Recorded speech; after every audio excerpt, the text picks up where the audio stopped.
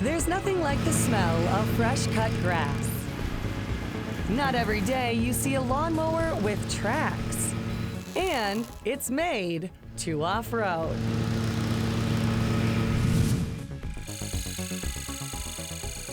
Plus, we head in the garage with Last Strut custom turkey calls and Anywhere log furniture. People are passionate about outdoor equipment. Get this, Americans spend more than $20 billion a year on gear. But no one ever really sees how their stuff gets made. Well, that's where we come in. Each week, we throw open the factory doors and give you a behind-the-scenes look at how your favorite gear is made. Made for the outdoors.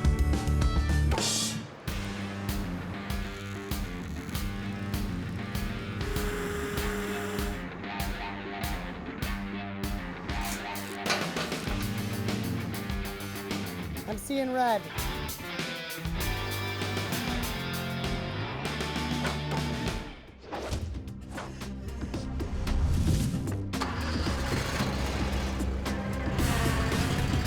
The grass never quits growing. I'm sure many can relate. Weekends are always busy. We've got to get the lawn mowed, maybe cut a few new ATV trails.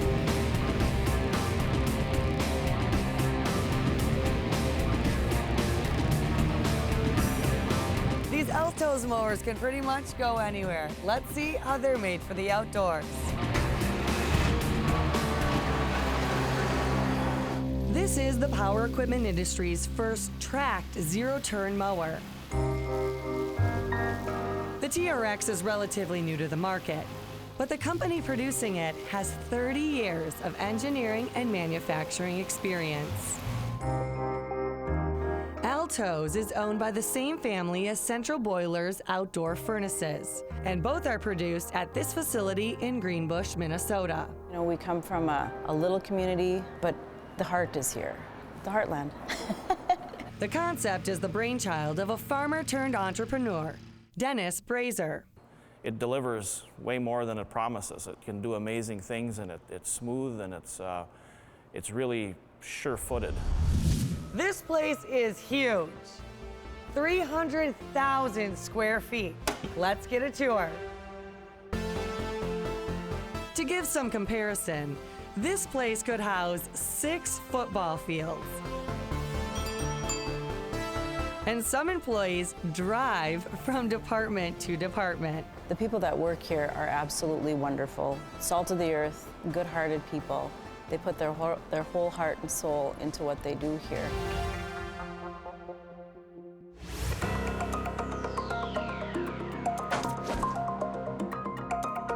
These mowers are steel strong. We go through a lot of steel. Daily basis, we get 3 to 4 truckloads of steel, which is, 50,000 pounds. And the first step of the process is all of this steel is made into the frame, decks, and front ends. And that happens here in the machine shop.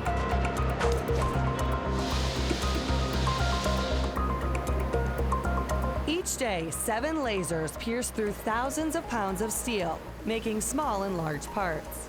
So we can cut a lot of steel in a day. And there's anywhere from 150 to 400 parts on each sheet. Next, the small cuts are bent to shape. Nothing but good times. Chad is one of 8 press brake operators. Make that 9 for today. How much pressure are we So talking? this last bend was 7.3 tons. 7.3 tons.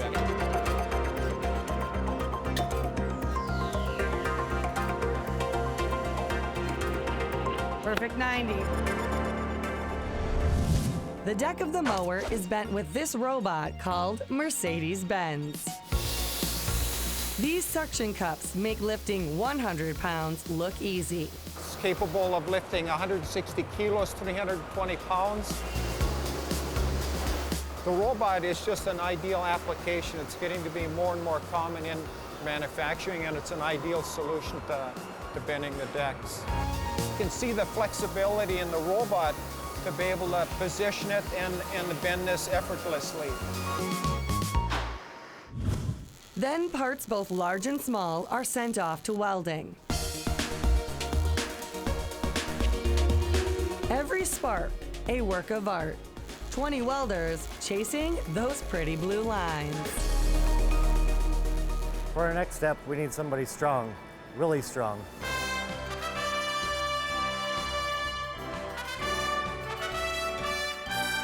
Thank God you're here, Lindsay. Hey, I'm glad I could help out.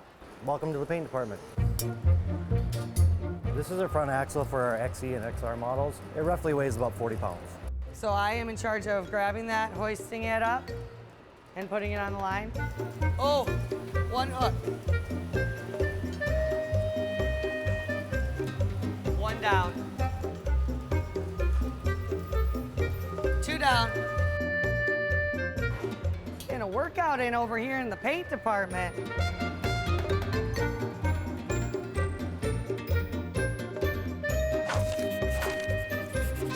I don't know about you, but I need a break.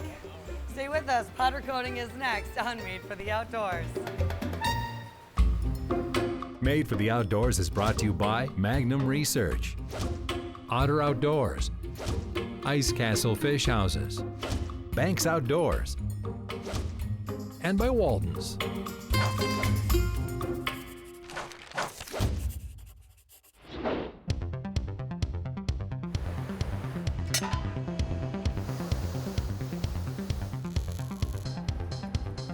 Welcome back to Made for the Outdoors and ALTOZ Mowers in Greenbush, Minnesota. We're in northwestern Minnesota, way up there in the corner. We feel like coming to work every day is like being with family, being with friends. This family-owned and operated business has more than 200 employees, many who have a hand in crafting the TRX zero-turn mower. Well, it's a pretty intriguing product, and it's really fun. We'll focus more on the tracks in a bit, but first it's time to suit up. Time now to powder coat. Slowly, each front axle makes its way down the line and through the powder coat booth. I'm seeing red. Almost missed the spot.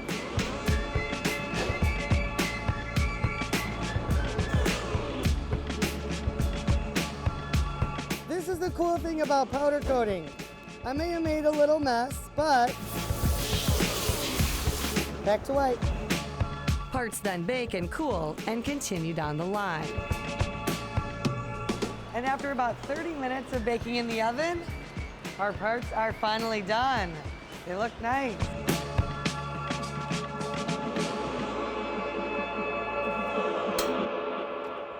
Time now for assembly.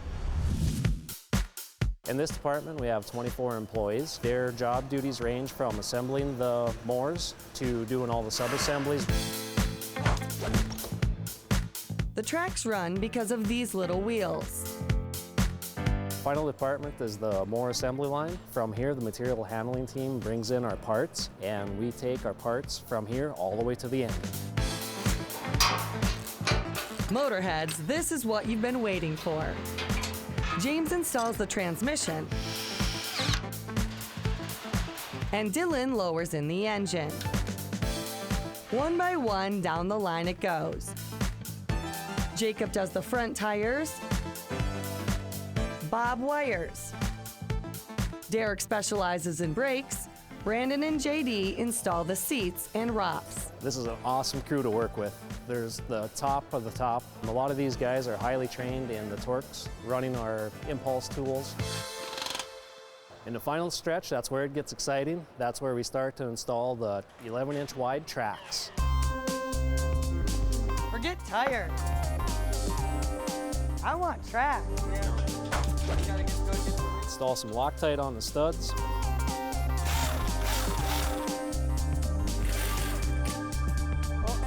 Oh my gosh. You guys are playing tricks on me.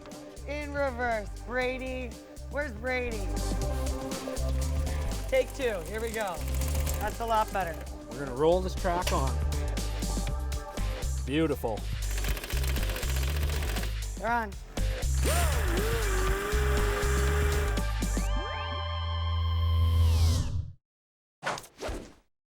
Quality control checks everything, including 2 7-gallon gas tanks and console controls. So the TRX is done, and she looks good, but will she start?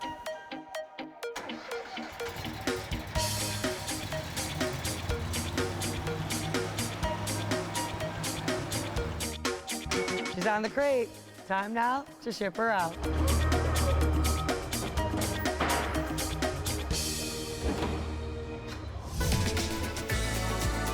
One machine, one day, 3 jobs complete.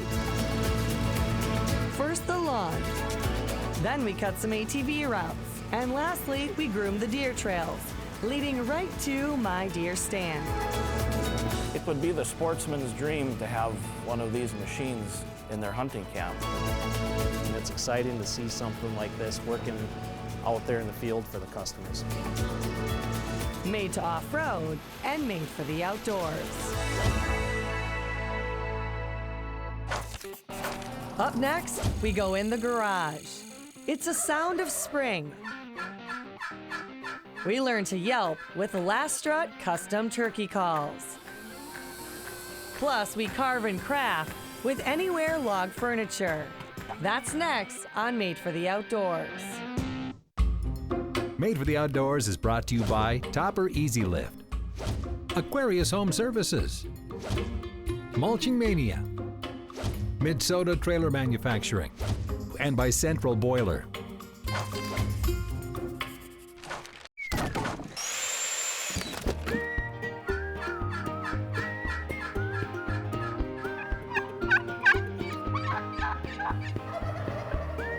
Hunting requires countless hours of patience. I like the art of calling in your game. While we wait for this guy to strut his stuff, some daydream about a better blind, new gun, or better hunting gear. I fell in love with turkey hunting the first time I went. Started turkey hunting and I started practicing more and I wanted to get more into calling competitions. So I started using friction calls because that's what I like to use. They sounded good and I was getting good at them. And I finally got my first custom call when I was really starting to get more and more involved with calling competitions, and I got my first custom call and it sounded awesome, and I thought, why can't I make this? That's exactly how Last Strut custom calls came to fruition. Instead of buying the next best thing, an avid turkey hunter decided to make it. Starts off with a 4-inch by 4-inch by 1-inch thick piece of wood. All my calls start from that. Kevin Crotto's shop is his garage in Ramsey, Minnesota. Kevin cuts the corners with the miter box. So I just do a small 45-degree miter. Next, a faceplate is attached to the block and shaping begins.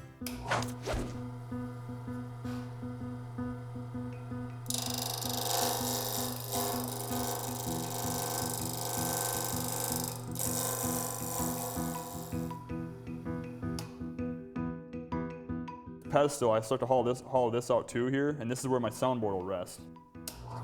Each step is geared towards perfecting a quality yelp. He turned his first call at age 14 and now makes hundreds. The main sound that you use during the springtime and even during the fall time is just the yelp of a hen, and it sounds just like this.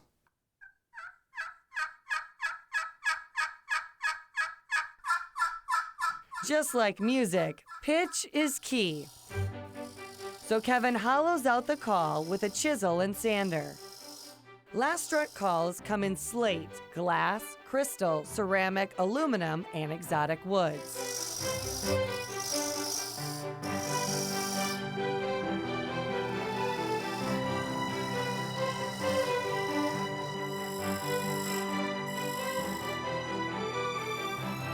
Next is sanding, and what I generally do is I start off with about 180 grit sandpaper.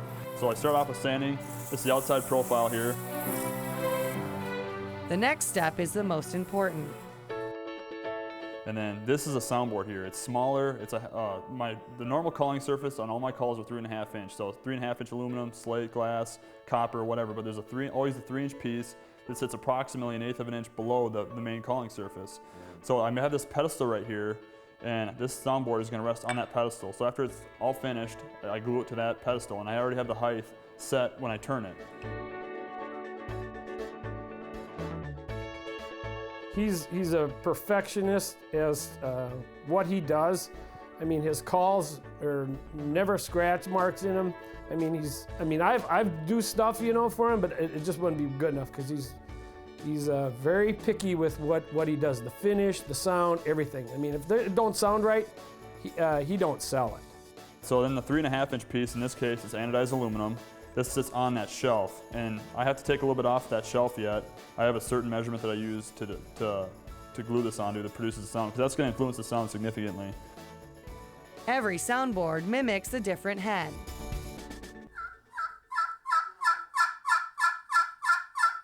I came up with last strut custom calls because when you're calling that gobbler and he's hearing this call, it's going to be when he comes in strutting, it's going to be his last strut. Kevin makes strikers too. Listen to the combo.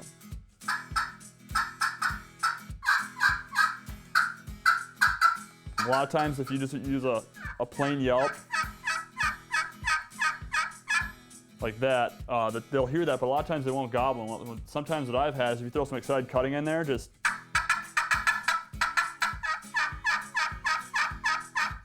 that'll get them, they'll respond to that a lot of times. They'll get them really fired up. A tom would be more like this.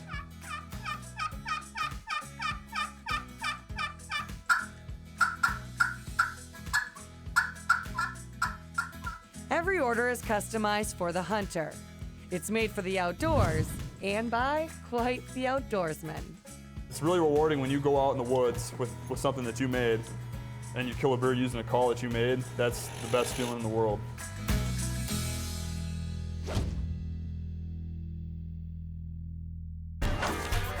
After a quick break, we head to the Minnesota State Fair.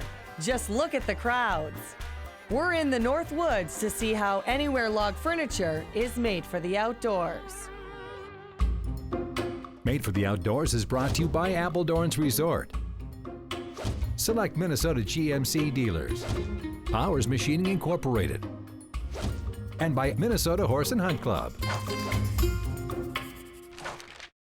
Hey there, I'm Bill Shirk. And I'm Lindsay Hayes. If you're a fan of Made for the Outdoors and want to know more about upcoming episodes, be sure to like us on Facebook. And also follow us on Instagram for cool behind-the-scenes looks at what we're working on. And you know what? If you've got an idea for a show, be sure to drop us a note.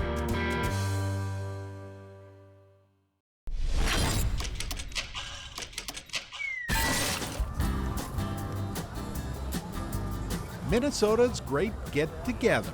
$4. Plenty of food. There you go. Lots of shows. And more people than you can ever count.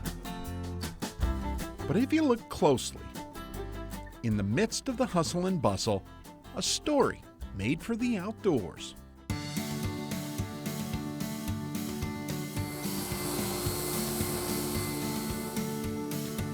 Meet Bill Novak, the brains and brawn behind cabin furniture.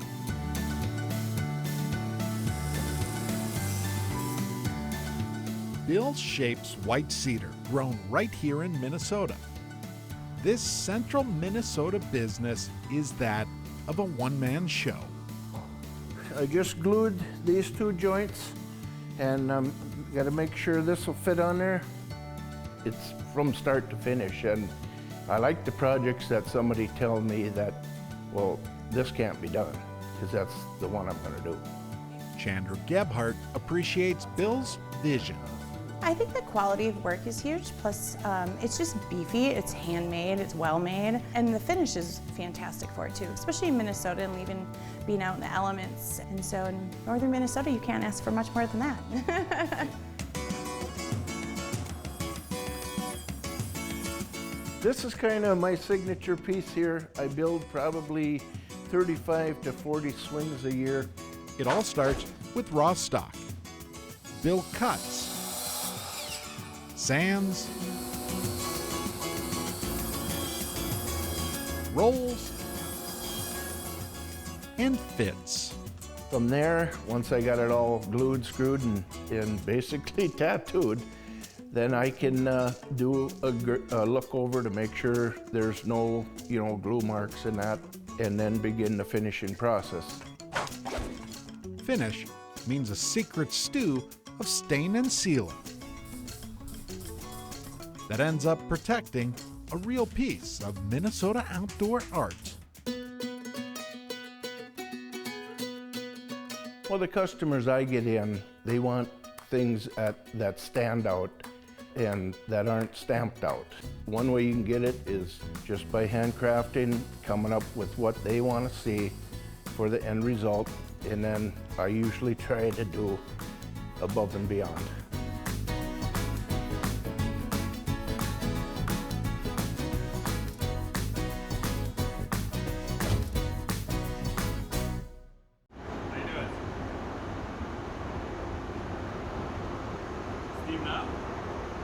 Hot in here. And I'm seeing red.